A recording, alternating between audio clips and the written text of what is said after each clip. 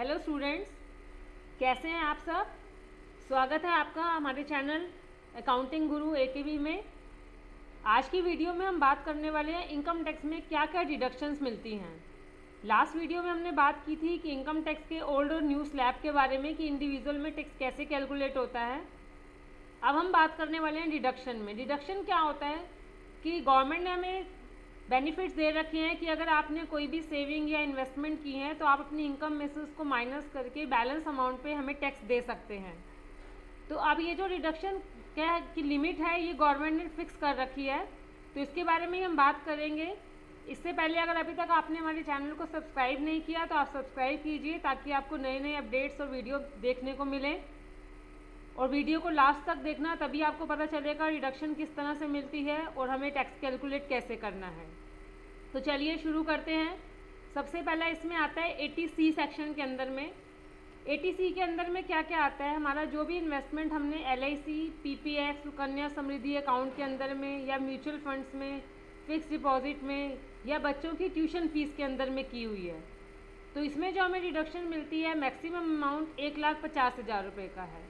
अब इसमें अगर हम चिल्ड्रन ट्यूशन फ़ीस की बात करें तो आपने कभी देखा होगा तो बच्चों को जो हमें स्कूल से स्लिप मिलती है उसमें ट्यूशन फ़ीस के साथ बाकी एक्स्ट्रा चार्जेस भी होते हैं, बट आपने डिडक्शन के टाइम सिर्फ ट्यूशन फ़ीस का अमाउंट उठाना है।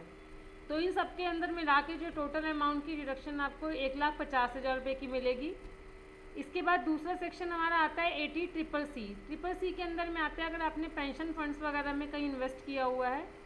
तीसरा आता है 80CCD1, इसके अंदर में आता है अगर आपने गवर्नमेंट की किसी पेंशन स्कीम के अंदर में इन्वेस्ट किया है। तो इन तीनों सेक्शन में मिला के जो डिडक्शन है वो 1,50,000 है टोटल।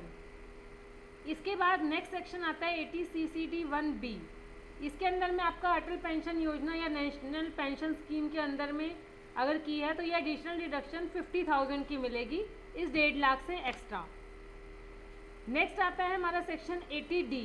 80D के अंदर में आता है मेडिकल इंश्योरेंस प्रीमियम और हेल्थ चेकअप। अगर आपने मेडिक्लेम करा रखा है, उसका प्रीमियम ले रखा है, तो उसके अंदर में क्या है कि 25,000 रुपये तक की आपको छूट मिलेगी। अगर आप सीनियर सिटीजन हैं तो 50,000 रुपये की छूट मिलेगी। तो ये अमाउंट हमारा मेडिक्लेम का हो गया। इसके बाद नेक्स्ट आता है आपका 80DD। इसमें है medical treatment of a dependent with disability. अगर आपके ऊपर कोई डिपेंडेंट है और आप वो डिसेबल है और आप उसका ट्रीटमेंट कराते हैं, उसमें अगर आप एक्सपेंस करते हैं तो उस केस में रिडक्शन किस तरह से मिलेगी। अगर नॉर्मल डिसेबिलिटी है यानी 40% से ज़्यादा और 80% से कम डिसेबल है वो, तो 75,000 की रिडक्शन मिलेगी। और 80% से भी ज़्यादा है वो डिसेबल तो 1,25,000 रुपये की रिडक्शन मिलेगी। इसके बाद नेक्स्ट सेक्शन है 80DDB। इसके अंदर में आता है आप मेडिकल एक्सपेंडिचर, अगर आपने अपनी कोई डिसीज़ पे ट्रीटमेंट कराने में खर्चे किए हैं, मेडिकल एक्सपेंडिचर किए हैं, तो उस केस में क्या है कि सीनियर सिटीजन को तो 1 लाख रुपये और नॉर्मल को 40,000 रुपये की रिडक्शन मिलेगी। नेक्स्ट है 80E, interest paid on loan taken from for higher education. अगर आपने अपने लिए या अपने बच्चों के लिए कोई एजुकेशन लोन लिया है तो उसके इंटरेस्ट का अमाउंट भी आप डिडक्शन में ले सकते हैं। नेक्स्ट आपका 80EE है, interest paid on housing loan. अगर आपने अपने घर के लिए लोन लिया है और उसके ऊपर इंटरेस्ट पे किया है तो उसमें आप 50,000 रुपये तक की रिडक्शन ले सकते हैं। इसके बाद आता है आपका 80G। 80G के अंदर में क्या है कि डोनेशन आती है किसी भी आप इंस्टीट्यूट में, किसी गवर्नमेंट के फंड्स वगैरह में, इंस्टीट्यूट में या कहीं भी डोनेशन देते हैं, तो डोनेशन में कुछ डोनेशन में 100% एग्जाम्पशन मिलती है, कुछ में आपको 50% मिलती है। वो डिपेंड करता है कि डोनेशन किस तरह की आप दे रहे हैं। बट डोनेशन में क्या है कि इसकी डोनेशन का जो अमाउंट है 2,000 रुपीज़ तक आप कैश में पे कर सकते हैं। 2,000 से ज़्यादा की डोनेशन अगर आप देते हैं तो वो आप कैश नहीं दे सकते। नेक्स्ट आपका आता है 80GG। इसके अंदर में आता है income tax deduction for house rent पे, कि अगर आप रेंट पे रह रहे हैं और आप रेंट पे कर रहे हैं तो उस रेंट की रिडक्शन आपको कैसे मिलेगी, 5,000 रुपये पर मंथ, या फिर आपकी जो है एडजस्टेड टोटल इनकम का 25% माइनस रेंट पेड और 10% ऑफ एडजस्टेड टोटल इनकम, इन तीनों में से जो भी कम है। तो इसमें आप 5,000 पर मंथ फ्लैट भी ले सकते हैं। बट ये डिडक्शन अगर आप लेते हैं तो ये उस केस में सिर्फ ले सकते हैं अगर आपको HRA नहीं मिल रहा। अगर आपको कंपनी से HRA मिलता है तो ये आप इस डिडक्शन को क्लेम नहीं कर सकते। नेक्स्ट आपका आता है ATTTA। इसमें आता है interest earn on saving account. अगर हम हमारा जो बैंक का हमने अकाउंट खुलवाया हुआ है सेविंग अकाउंट, उसका जो इंटरेस्ट है उसमें 10,000 रुपीज़ तक की आप डिडक्शन क्लेम कर सकते हैं। इसके बाद आपका ATTT भी है। इसके अंदर में है इंटरेस्ट जो है सेविंग अकाउंट का और FD का 50,000 तक। बट जो ATTTB का सेक्शन है वो सिर्फ सीनियर सिटीजन के लिए है। सीनियर सिटीजन को ये एक्स्ट्रा बेनिफिट मिलता है। अब अगर आप सोचें कि 50,000 उनको ये और 10,000 ये, तो ये ऐसा नहीं होगा। सीनियर सिटीजन सिर्फ ये वाली डिडक्शन क्लेम कर सकते हैं, उनको फिर सेविंग अकाउंट की डिडक्शन नहीं मिलेगी। इसके बाद आपका आता है डिसेबल इंडिविजुअल।